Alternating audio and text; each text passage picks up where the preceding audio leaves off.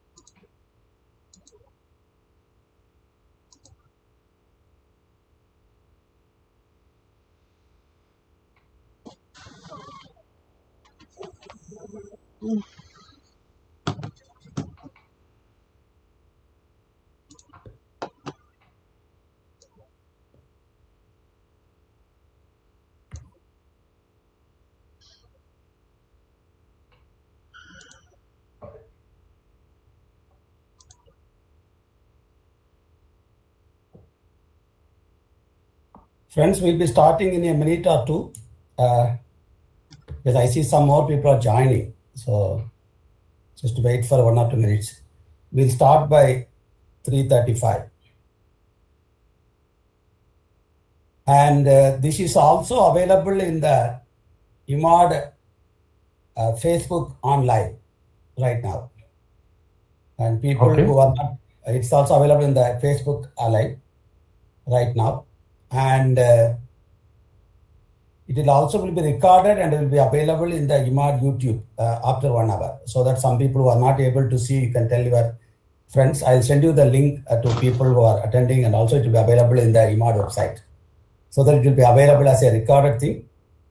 And so that we have, people can see this, hear his lecture even after the lecture is over, because I know that there are many things are happening today in the World Population Day. So some people would like to listen to him. Probably they are stuck in another meeting, so it will be available in the public domain, in the IIMAD YouTube as well as IIMAD Facebook. IIMAD Facebook is now already alive right now. And it's alive already alive. So maybe Sunita, you can put the link there. Rohit can send me the link. So Rohit can put the link of the Google. You can put the link in the you join and put the link here. Yeah, YouTube. Yeah, okay, YouTube. Yeah.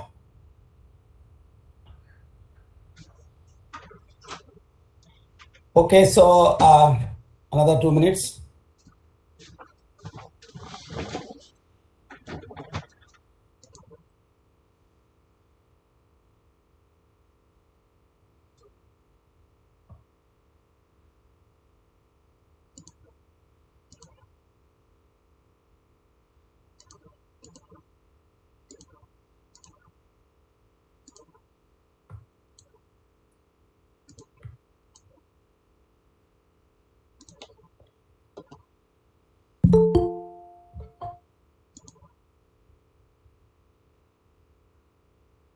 Yes, we are going to start now. As all of you know, that this is one of the lecture organized by the International Institute for Migration and Development. And I am pleased to introduce our speaker today, Professor CHRISTOPHE GUILMOTO. And CHRISTOPHE GUILMOTO is one of the senior professors, basically a French professor in demography, and worked on various aspects of India. He started working on migration several years back. I have seen his work on migration cycle. Then he did some work on demographic transition, and now he works exclusively on sex ratio issues for last close to 1 decade. And he's also one of the influential demographer globally on sex ratio issues. He has written extensively in journals like Population and Development Review. And in fact, I know him probably I met him first time probably in 83, 84, when I was doing my PhD at the International Institute of Population Sciences, Mumbai. I think he was also doing, at the time, affiliated to Institute of Economic Growth and doing his PhD. So almost we know close to 4 decades. And later he joined as a professor of social sciences in the French Institute of Pondicherry, where we worked very closely on South India's demographic transition, funded by the Wellcome Trust. We published a book together, myself and Professor GUILMOTO. And we also published some papers both in Population Development Review and also Economic and Political Weekly. Of course, he has his own work on several aspects. But if you want to look at it, somebody working in France on India, his name comes first as one of the person working on India. Currently, he is in India, visiting many places, affiliated with the French Institute in Delhi. He's also a visiting professor at the International Institute for Population Sciences, where I did my PhD. So it is he's in my alumni or my network place in Mumbai. But right now he's in Delhi. We are all moving. I think this is one good thing with this program is that wherever you are, you can listen to his lecture. And today, he's going to speak on future of prenatal selection in the world. I think this is something very important in the context of sexuality abortions, low fertility. This will be a very important topic. And Professor GUILMOTO will speak for 40 to 45 minutes. Then I'll open up for people for 10 to 15 minutes for any quick questions, clarifications, comments, or any suggestions. And then we will wind up, maybe 4:45, before 5, we will wind up. So GUILMOTO, you can start now. Thank you for joining, GUILMOTO, and everybody. Thank you, Rajan, for this. Your sound is not there. Louder, little bit louder. You can increase the sound in your computer. I'm not sure I can. Is it okay now? Now it's okay. Little bit okay. Yeah. Okay. So thank you for the invitation. I'm very happy to be talking to you. First off, maybe I should tell you why or to remind you why we are meeting today. Today is the Population Day. So it's an important day. It was created to focus attention on the urgency importance of population issues. It was started more than 30 years ago by the UNDP, United Nations Development Program, and now it's continued primarily by UNFPA.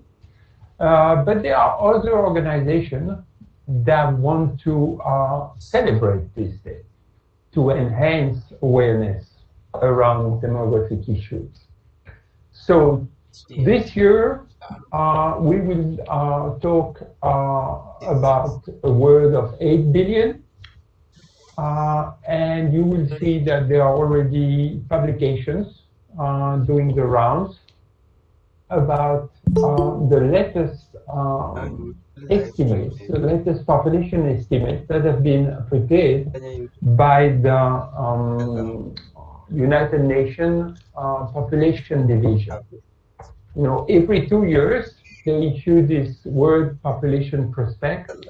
It is a series with everything you need to know about countries in the world and their populations from 1950, and there are also forecasts till 2100 of population, age structure, fertility, mortality levels.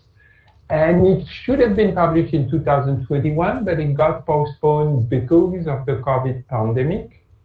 Not really but that people in New York in the population division couldn't work, but it was more due to the fact that they wanted to be able to take into account the impact of the COVID pandemic which they did with the help of WHO, and now, after 1 year, they are releasing the new data. And I'm not going to talk very much about this new data that weren't available before, but there are things that might be of interest, including regarding international migration and how international migration, for instance, slowed down during the COVID period. But this is definitely not the topic of my talk. In fact, when you look at population trends, most of what you see is in fact already known in advance. And it's not entirely surprising because demography is very inert and tend to follow specific trends. So for example, I would say that we can see sustained progress in life expectancy in China since the beginning of our estimates, except in the late 1950s. We've seen sudden decline in Iran of birth rates, but we've seen it in other countries. We've seen mortality rebound in Africa due to the AIDS epidemic. In India, over the last 40 years, we see a very slow but irreversible fertility decline, 1 year after the other, and now we are reaching replacement level. And similarly, we can expect a growing share of the working age population in Asia, the so-called demographic bonus. That also was forecast years ago, and this is in fact happening. But there were a few things that were not exactly expected. And one of this was the growing proportion of men in the workforce. You can see on this small chart that the proportion of males used to be below that of women till the 1960s, and finally it has crossed the 100 benchmark, and now it's higher, just by 1%. But that was unexpected because women were supposed to benefit from mortality decline, and so their share in the population, especially among the adult population, was supposed to grow. And so in most countries in the world, in fact, you have a majority of women, except at least in 2 countries, India and China, and we know their weight in the world's population. So how do we explain that increase? Well, by 2 different factors, but that are also related. First, excess mortality among women. That mortality is not always so favorable to women, especially in India and China, and that you have excess female mortality in childhood. And also something entirely new that appeared only since the 1980s, that are sex imbalances at birth, the fact that you have many more male births than expected. Now, let me try to summarize what are these sex imbalances. And here I'm talking, of course, of sex imbalances at birth. So here, since I'm using statistics that come from elsewhere in the world, I'm computing the sex ratio at birth as a percentage of male births over female births. So normal sex ratio in India is computed as 950, but here I will compute it as 105 male births per 100 female births. And that's about the normal level. Sometimes it's 106, sometimes it's 104, but it's around 105 across the world. But then what we've seen that this sex ratio at birth, or this SRB, has been increasing in several countries, reaching levels such as 110 or 102 or 130, meaning 5 to 15% to 25% excess male births. And countries that were affected by sex imbalances at birth were clustered in East Asia, like we see South Korea or China, South Asia, like Nepal or India, South Caucasus, and also Southeast Europe. And we know also now for a fact that this increase was due mostly by sex-selective abortions. That is, people conducting prenatal sex diagnosis, and that will be followed by abortion of female fetuses. Well, at the same time, don't forget that there are still females missing due to excess female mortality in both childhood and adulthood. But here we are going to focus on prenatal sex selection. So what happens before the birth? And here on that map, you can see countries that were affected. So in the 1980s, India, China, South Korea, then later on Eastern Europe, after the fall of the communist regimes, and then later on in Vietnam and in Nepal.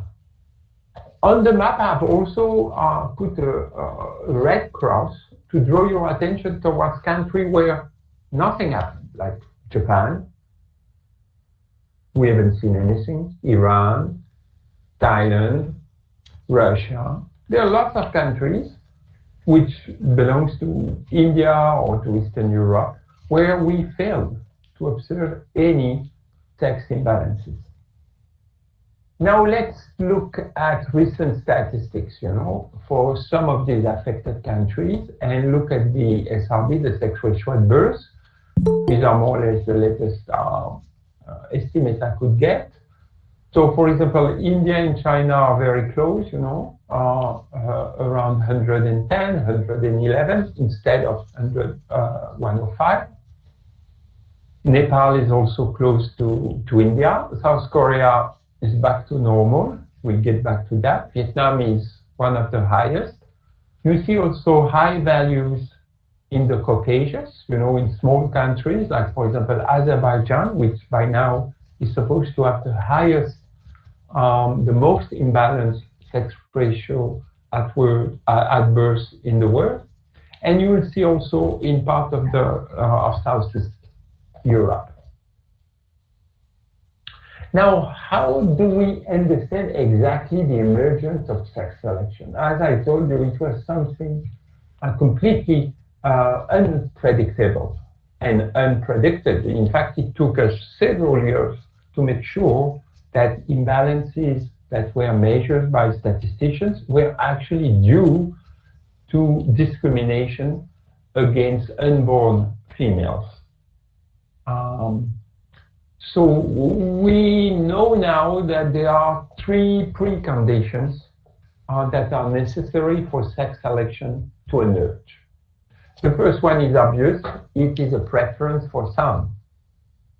It could be a preference for daughter, but we don't see any such bias gender preference.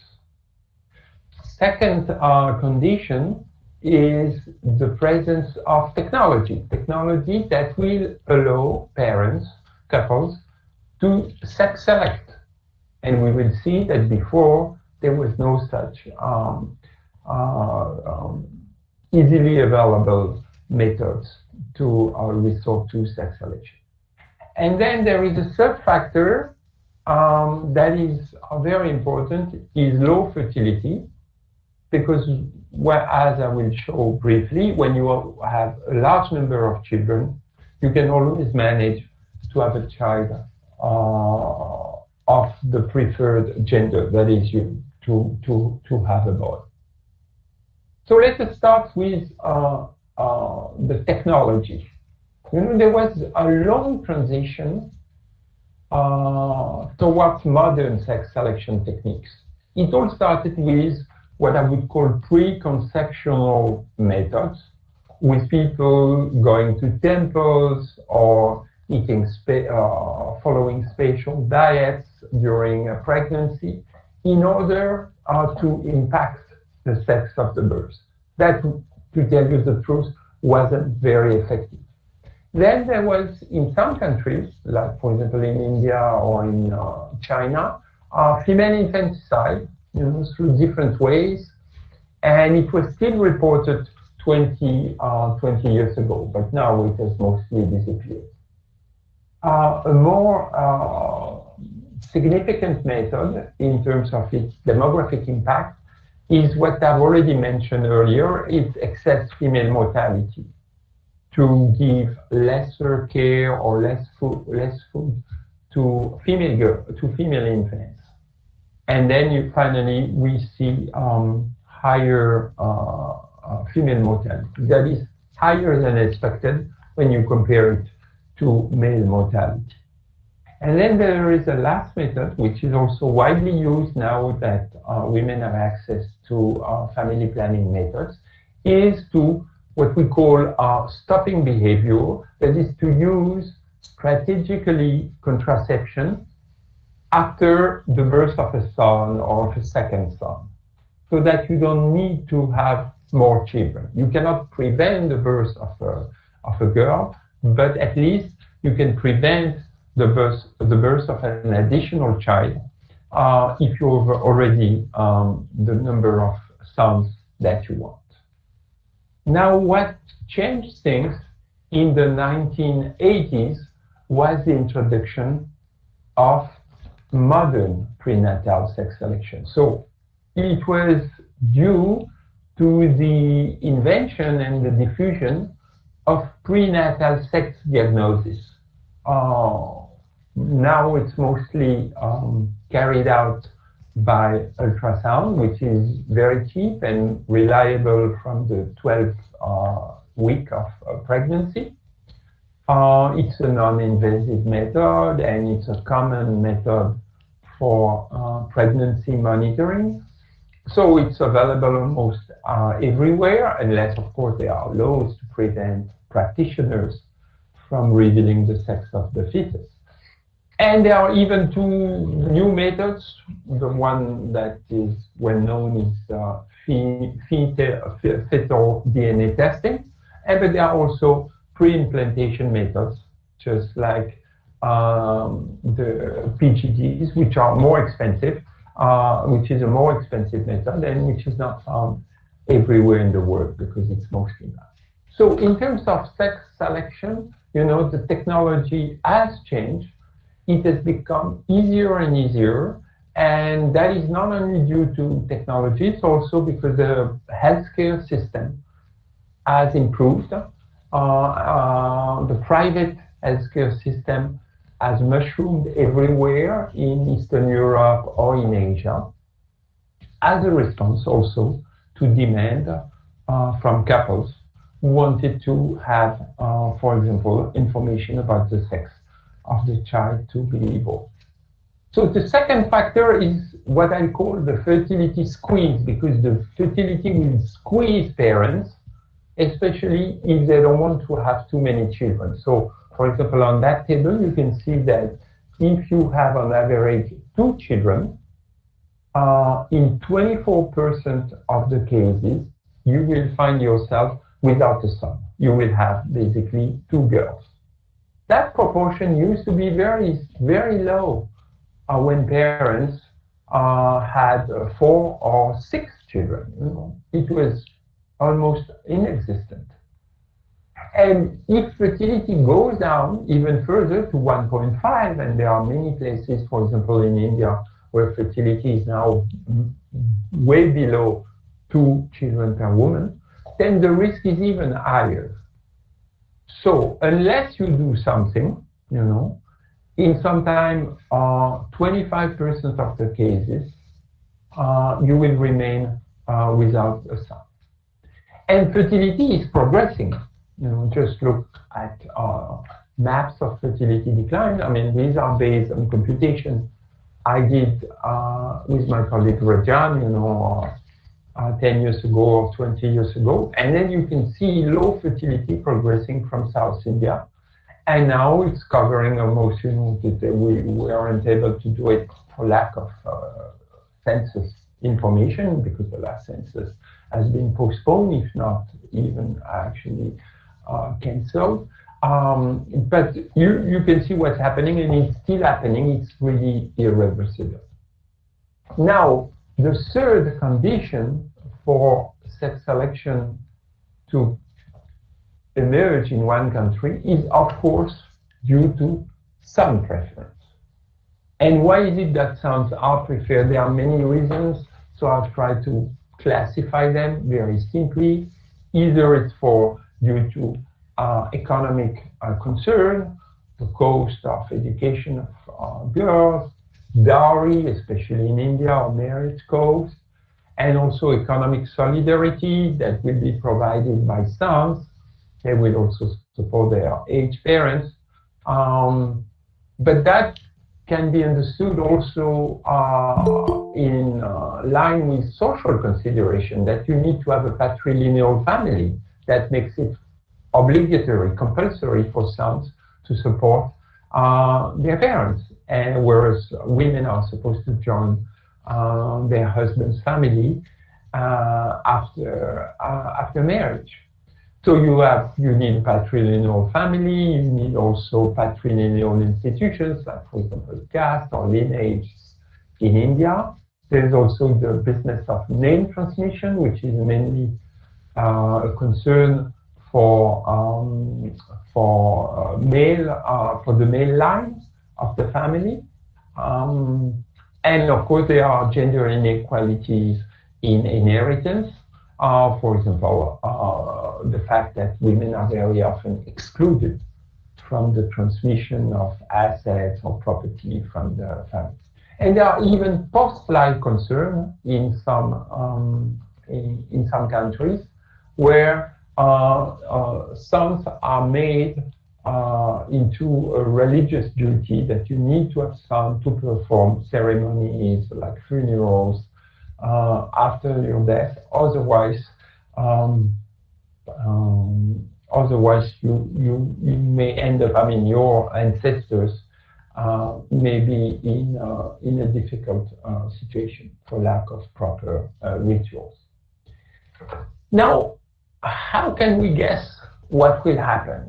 We've seen a rise that was entirely unexpected. So how can we project it? And we need to project it, because we want to know what will be the future of the population of India and China and other countries, and not only about the age distribution, but also the sex distribution.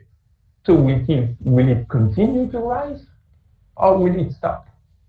And now we have had for quite some time a feeling that it may disappear after a while. And that is because of South Korea, where the rise was very rapid, right from the 1980s, when ultrasound was introduced in the country.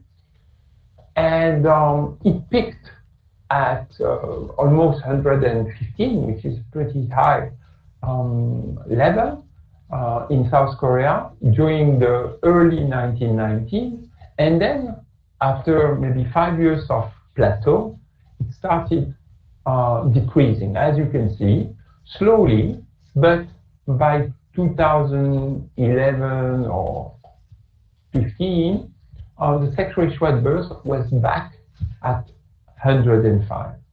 So sex imbalances at birth had disappeared in Korea. And I'm not showing you numbers for today, but they are still, now the series is flat and very close to 105. So how do we understand not only what happened in South Korea, but what may happen in the future? Let's go back to the three factors that I have explained to you earlier. So let's look at the technology. Well, technology is there. It's not going to disappear, and even regulations on access to sex selection are very difficult to implement. So we see also other new technologies coming up. I mentioned, for example, about fetal blood tests, which in theory very easy to to introduce, and it's, in fact, it does exist in many Western countries.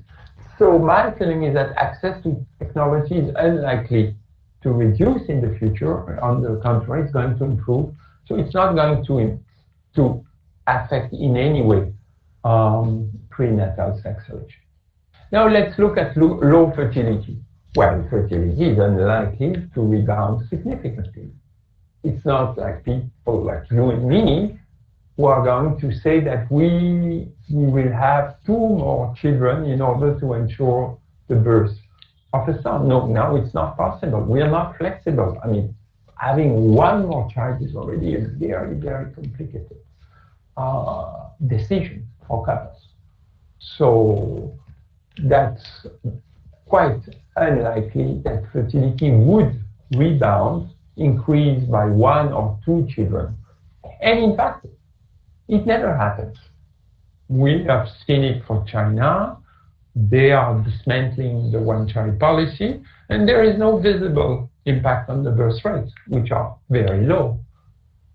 And similarly, we shouldn't expect in the future any rebound, because we haven't seen any significant rebounds in any countries, in any low fertility countries. So the only possibility, the only explanation for an improvement in the sex ratio at birth must be due to a decline in son preference. But remember that son preference has been there. It has not appeared during the last 50 years. It has been there maybe for a century, maybe for several centuries.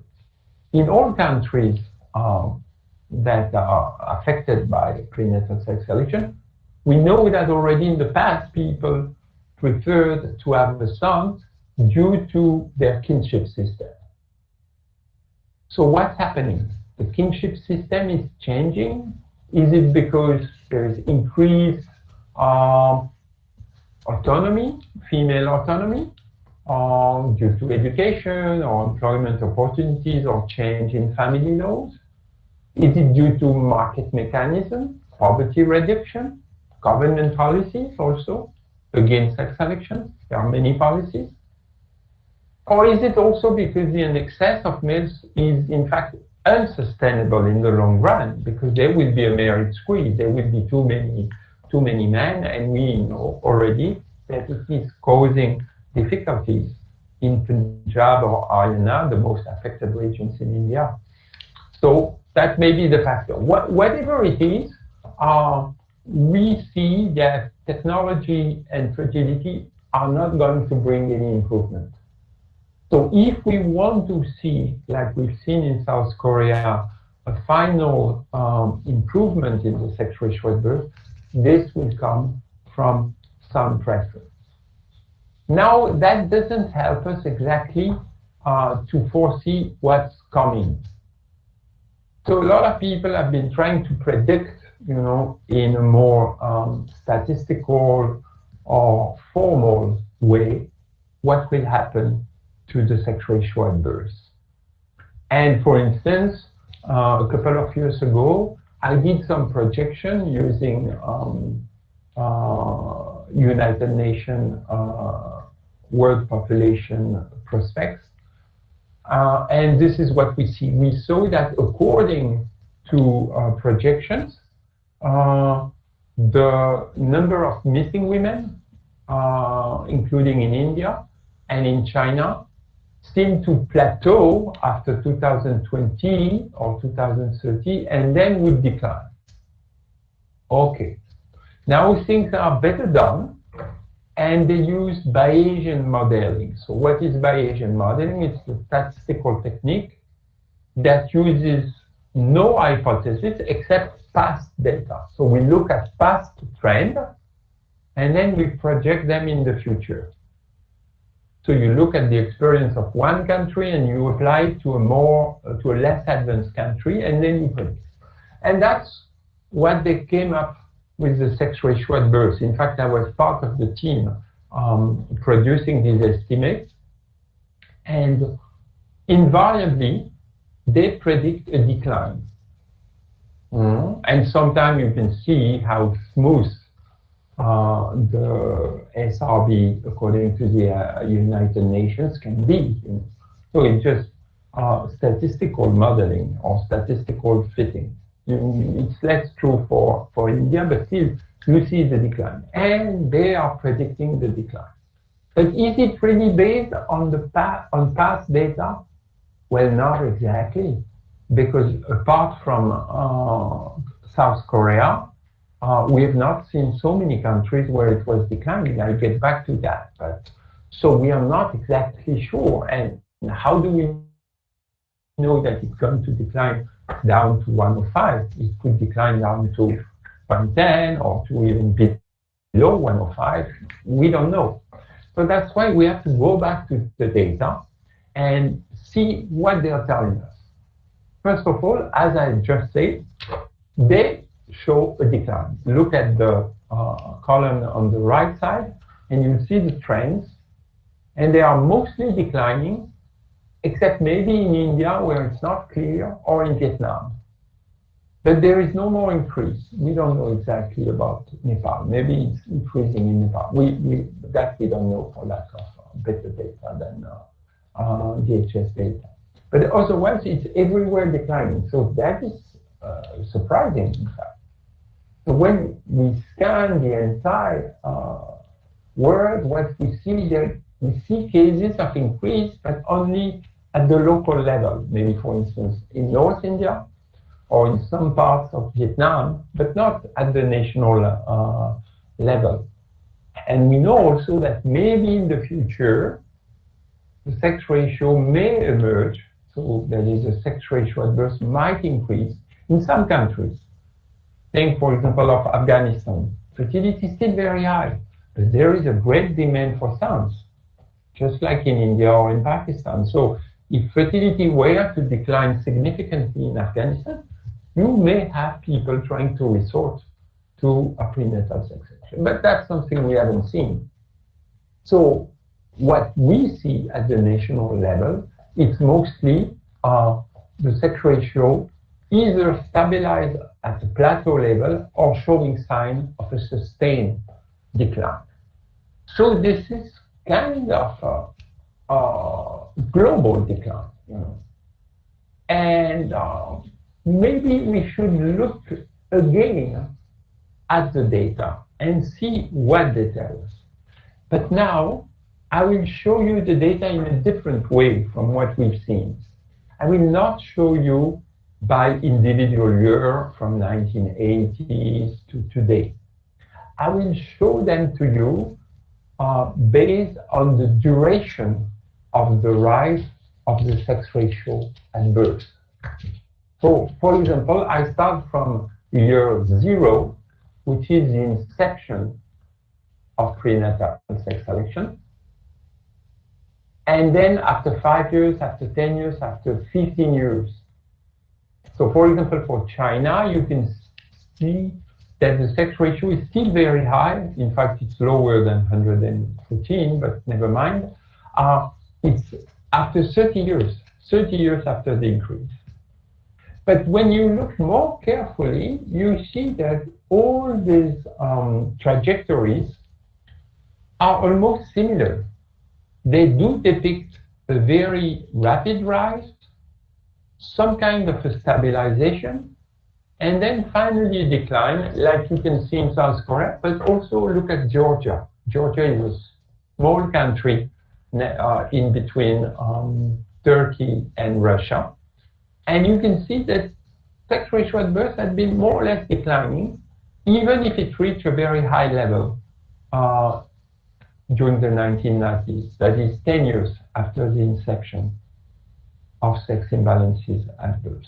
So they tend to follow almost always the same trajectory. Then we have to go back and look at these trajectories.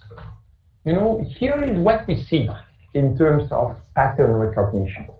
We see either a simple rise, like on the left, after which the sex ratio at birth reaches a plateau, And second, we can see a turnaround on the right.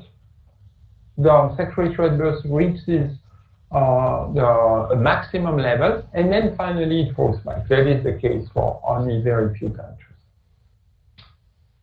So that's what we see. But at the same time, there are certain things that we never see. For example, we never see a decline, sex ratio declining, that is, with less and less male births. That's we never see.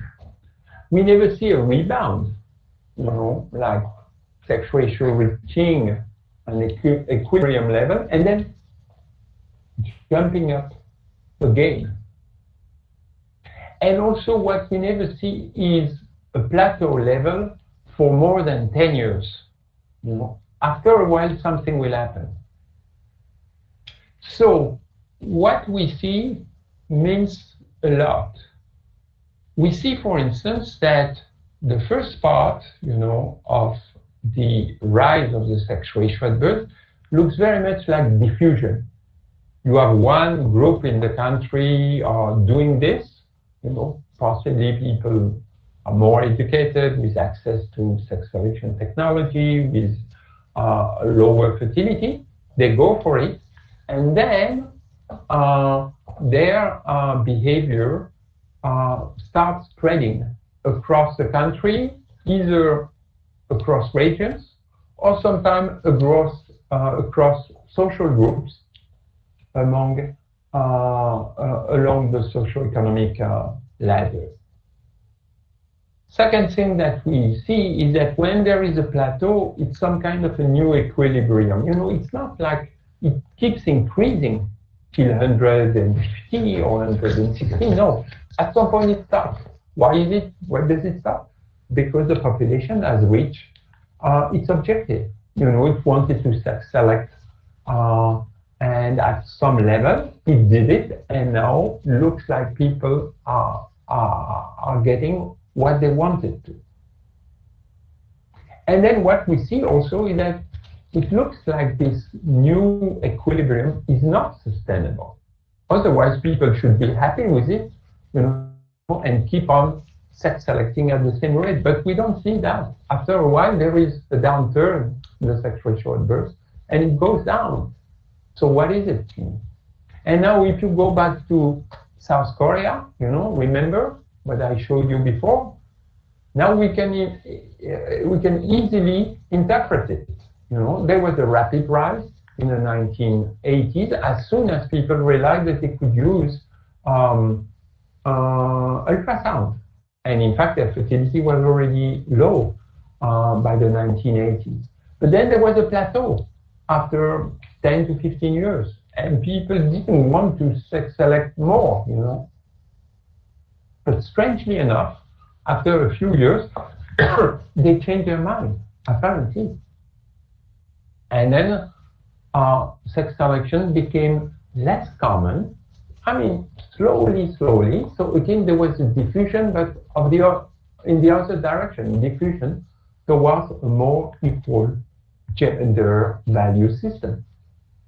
And that's what we see. And when you look at another country in which I've worked very often, and that is Vietnam, where the sex selection has appeared only less than 20 years ago, what we can see is a rapid rise, very difficult to measure. As you can see, we have so many different measurements. But then there was a plateau in 2000, after 2010, plateau around 112. It never went like in China to 120, or as low as in, say, Albania, 110. It was around 12. Stayed at the same level, and now we have a strong feeling that it is declining. So finally, that helps us to countries on such a bell-shaped chart. We can say that, for example, on the right, you have Georgia and South Korea, where the cycle is almost finished. And you have other countries like Azerbaijan, Armenia, catching up. In fact, it's true also for East China. Hopefully for Northwest India, where we see decline in Punjab and Haryana. But now you have countries more on the right, on the left side of the chart, which are a bit late, or just because they started later, like Vietnam, and they are still on a plateau or reaching a plateau. That may be the case for North India, especially for, I'm thinking of Uttar Pradesh. It could be the same with Nepal, which happens to be next to Uttar Pradesh and Bihar. And there may be countries, you know, like I mentioned, Afghanistan, there could be countries in sub-Saharan Africa where things have not yet happened, mostly because fertility is very high, and sometimes also because access to abortion is impossible in these countries. So finally, the question is that maybe it's just a passing cycle that countries have to go through. So sex selection would follow a demographic transitional cycle, like we've seen for demographic transition, epidemiological transition. I'll give you more examples, but that, you know, the cycle would be defined like I did before: initial rise due to changing condition in reproduction. It could be very low fertility, like for example, one-child policy, but it's also technology, reproductive technologies that have changed with access to prenatal diagnosis. Then finally, stabilization, when the desired sex ratio at birth is reached, but this sex ratio at birth turns to be unsustainable. Why? We don't know exactly at this point, but probably because overproduction of males will just kill the marriage market. But in a patriarchal system, you're having a son in order for him to have a son. So if he cannot marry, if your son cannot marry, then there is a feeling that the system is becoming a disaster. So better to revise, you know, your gender bias and look at women as daughters as way to prolong your family. Now, look at this. There's something which is unusual, you know, in a transition. This is because we are not just going from A to B, but we are going from A to B and finally back to A. So it's what we call a non-linear change. It's a rise and a fall. Now, non-linear change may sound difficult to imagine, and I agree, but think of Kerala. Kerala was well known for exporting migrants, you know, right from the 1960s and even sometimes earlier for some communities. And now what is it that we see in Kerala, at least seen from an Indian perspective, is that Kerala is importing migrants. So this is a typical, you know, non-linear cycle in which you start exporting migrants, and then finally you end up importing migrants from elsewhere. And I'm mentioning Kerala because of Professor Rajan's invitation, but the same is true for many countries. Like, for example, Italy has sent so many migrants to Brazil or the US or France even, and now is importing migrants because it has low fertility. So it is the same kind of cycle. I could give you different examples. And what is specific to these cycles is that the downturn, the turnaround of the cycle may be endogenous, that is caused by some kind of self-correcting process, rather than exogenous, that is due to other factors coming up, like, for example, social change, or as I was telling, improvement in female education or in female access to employment. So that's a way, you know, we can also predict things. We are not using here a statistical model. We just see that certain demographic features are simply unsustainable in the long run or even in the mid run. So we know that, or we can predict that they might disappear and that the system will get back to what it used to be before, that is a purely biological sex ratio at birth. Now, of course, doesn't mean that it's over for researchers or for gender specialists.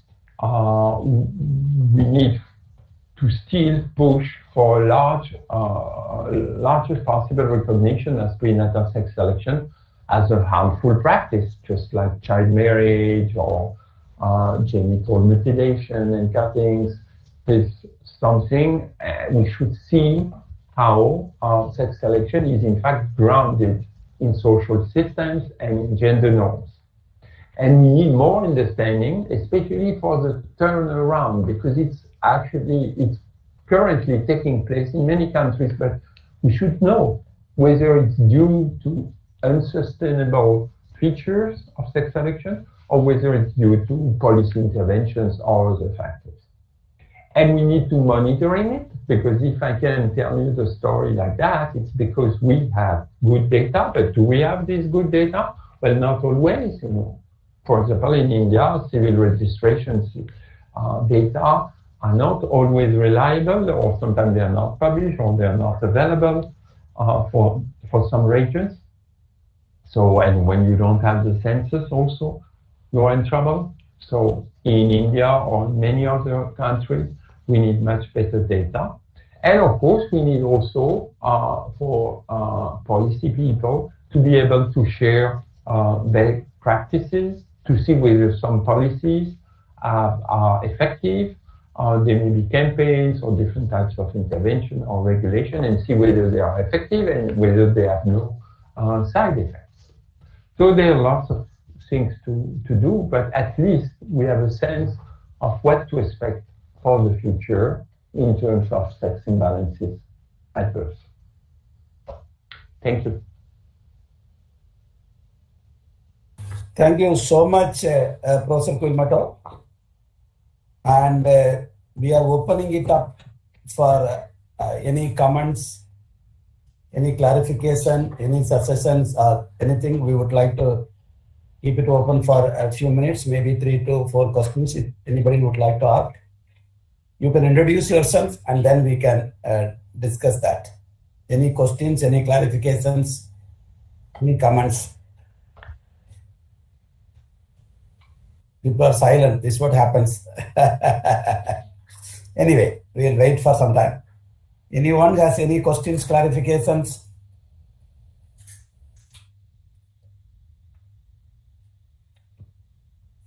Well, if there are no questions, Kunal want to ask something. Yeah, Kunal, yeah. Professor Guilmoto, how are you? Yeah. Hello, Rajan sir, how are you? So it's a nice to hear both of you at platform.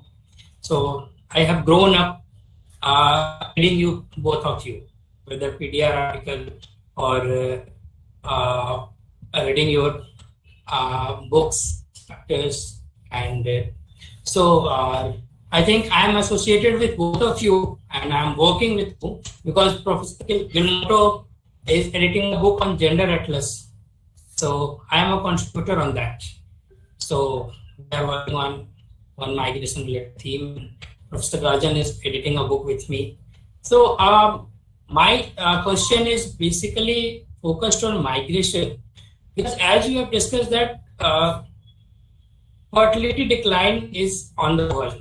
Most of the states have a replacement level fertility now. So now what are the implications for migration flow? Like northern states, most of the northern states are on the verge of replacement level fertility, but still 2-3 like UP, Bihar, Jharkhand are having higher level of fertility. And huge out migration of labor is being observed. And western states and southern states, which have already declined fertility, so this direction is being shifted from north to south and east to west. So what may be the policy implication for this flow of migration? when we are recognizing the fertility decline, and whether it's in the form of like these states should have more migration facilitation centers, like during COVID we have seen same thing. So which kind of thing? First question. And second question, like this sex ratio at birth is fluctuating in India. North Indian states are mostly it is high and not favoring of female. And many even popular literature, popular movies are getting this thing nowadays. So people are becoming more aware. So I hope this thing will be become more normalized as you have predicted in your model. So I hope this will be normal. But what are the implications on migration policies? So please, sir, thank you. Yes, Christophe. Okay, let me first try to link sex imbalances and migration. Well, as you know, a first response to a local marriage squeeze, like we've seen in Punjab or in Haryana, would be to import brides. Because we were talking before about missing girls, and now we are talking about missing brides. So you would expect that less developed regions would be in a position to provide missing brides. Of course, there are lots of cultural obstacles, as you know, cultural obstacles that would prevent people from marrying across region. But still, it is visible. Now, when it is at the country level, like India, or it could be China, we have such huge numbers in terms of deficit that it's not possible. You cannot expect all women, say, from South India to move to North India to marry Punjabis or Gujaratis. No, it's not possible. The arithmetic doesn't work. You know. Same for China. You know, you can send women from Vietnam or from Mongolia, but it won't be enough. We're talking about dozens of millions who are missing. So yes, there would be a move, but the move can go also the other way, like men moving away from an area where there is a dearth, a deficit of women. And that's, we don't see in India, but we see it in China with men moving to cities. But still in cities, they outnumber girls. I mean, they outnumber women. So maybe they would migrate abroad. But again, we're talking about such huge numbers. But for example, among migrants, international migrants in India, you have a group which appears to be pretty dynamic and opening up new avenues for migration. And these are the Punjabis. You see them in Southern Europe, you see them in Georgia. I've met some of them in Georgia. And they are male migrants, you know. So I'm not saying that they are going to all systematically try to marry local women, but it's true that they are free, that they are not yet married, and that in fact they migrate to improve their position, and then they would like ultimately to marry. So far, I don't think that marriage migration, be it within India, women like, for example, from Jharkhand to or Bihar to Punjab, or male migration outside India and trying to marry outside India is really significant. I mean, we are still to put numbers, you know, and I think the result of the marriage squeeze, for example, in Punjab, will be rather late marriage and maybe non-marriage by a lot of men, especially those who are from lower social or socioeconomic background. And that migration may not be the solution, again, because of the numbers involved. Now, to cast it into a broader regional migration movement within India, it is difficult for women. We have some information about women marrying outside their region. But for example, in Kerala, since I was talking about Kerala, there are lots of male migrants from elsewhere, from North India. But I don't think their marriage prospects are very good in Kerala. I mean, tell me if I'm wrong, but I don't think a lot of them are able to marry, which they could perfectly do in theory, because there is no female deficit in Kerala. But due to cultural reason and socioeconomic reason at times, that is not exactly possible. So what we can see is more some women trying to move to prosperous regions like Northwest India to marry. But we will see the numbers, and I think they are still limited, and I think they do not affect the migration map of India that much. But maybe I would like Professor Rajan to give his opinion on that one. Professor Guilmoto, I think when we did a study some time back, we saw few women from Kerala is marrying men in Haryana, very few. But then we are worried that because they are moving from the highly developed social society to the low development society, so it has some implications for that. But there are marriage brokers now trying to send Kerala girls to other states, especially women who are not able to get married here because of the dowry system, or somebody is a little bit old, 28, 29, so that type of things are happening, but not in a very big way, But, so this is something, but we have to look at it, because we have to do more research on this marriage quiz and what its implications for the society. I think we should look at it. Probably many men probably will not be able to get married at all. They may be bachelors. So that also might happen. So otherwise we have to talk about, some other issues related to, marriage related issues, So any other question, clarifications from anyone? Any other one? I see some people from outside IIMAD, I see them. Sumriti is there, Shudas is there, and Aurora is there, Abarjita is there. Any one of you have any question, clarification? Kavya is there, Krishna Kumar. Any one of you have anything? Okay, I think Christophe, that's it.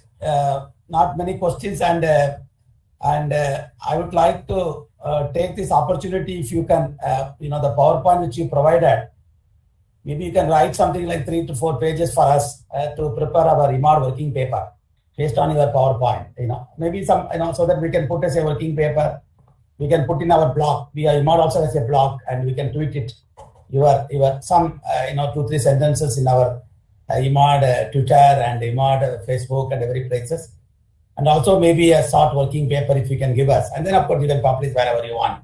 Some type of speech you can give us. I'll be very happy about that. And on behalf of the IIMAD, especially the President K.C. Sakaria, he wanted to attend, but then, he is now 98 plus. And, I just saw him last week, and he's doing reasonably well. And he's very happy that IIMAD is moving in a right direction. On behalf of all the IIMAD team, especially the President of IIMAD, I would like to take this opportunity to thank you for accepting our invitation and be with us for more than almost 1 hour with us. Thank you, Professor Guilmoto. Thank you for the invitation, and good evening to everyone. Thank you for others to joining. All the best for all the people. Thank you very much. Thank you.